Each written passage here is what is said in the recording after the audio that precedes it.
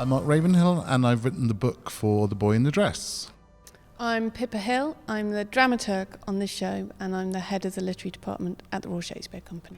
I was writer-in-residence at the Royal Shakespeare Company, and I thought it would be great to do one of the family shows that happen around Christmas time, so I asked around friends, and the most common response was, my kids are reading David Walliams books, and they love David Walliams books. So I went and looked along the titles, and I thought Boy in the Dress sounded the most Shakespearean and the most theatrical, and I read it and absolutely loved it. So then I took it to Pippa, and who then took it to Greg, and I just loved. It made me laugh and it made me cry, and I thought, and I just thought it would make great theatre. I mean, anything to do with disguise, cross-dressing, costume, rediscovering yourself through changing your identity is inherently very theatrical. And when I spoke to David Walliams, once we were interested in doing it, he suggested that it would be a musical. There's just one little line in the book where Dennis first tries on the dress designed by his best friend Lisa, and it says Lisa and Dennis felt like they were in their own little musical. And David said, ever since I wrote that, I've always thought, oh, maybe it could be a musical. So I said, well, yeah, great, I love musicals. The RSC does musicals very well, so let's go back to them and say, right, we've met and we want it to be a musical. And they said, all right, then let's do it.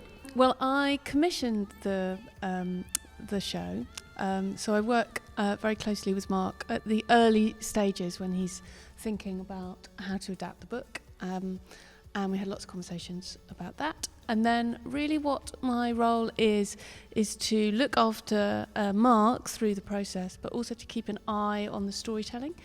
Because once you move from the singular voice of a writer and you start bringing on a composer and a lyricist, and then you've got a choreographer, and then you've got a set designer, and you've got the actors and lighting and sound, you've got a lot of people telling the story. And so really my main role is to make sure that we're telling each story beat in the right way and only once, so that we're not repeating ourselves all the way through. It's such a beautiful story. It's very, very moving. It's very exciting, I think. And it's just really joyful.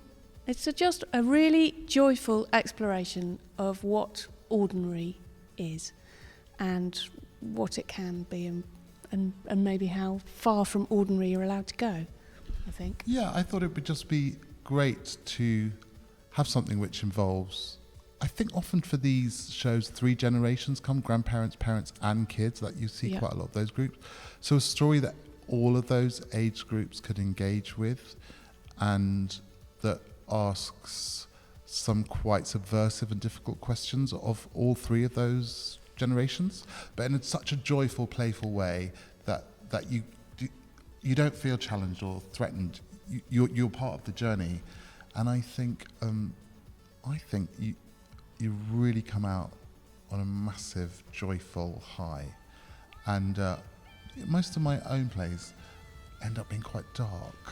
So it's been nice to engage with the material where actually the ultimate aim is send them out absolutely walking on air, going home, recreating the dances, singing the songs, just feeling absolutely celebratory. It's just it feels like a really amazing, wonderful thing to do. It's a really lovely present. Yeah, I think.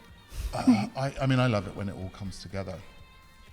When you first, we all go off into our separate rooms and do a music call and a dance call and rehearse some dialogue and stuff, and then we come together to put the bits together. And when they do fit together and they're supporting each other and boosting each other, it is an incredible experience, because each one of those elements has been hours and hours, tens of hours, sometimes hundreds of hours of work to get there. But then when you put them together and run a section, it is absolutely, it's quite addictive actually. It's so exhilarating. You think, all right, when do I do the next one?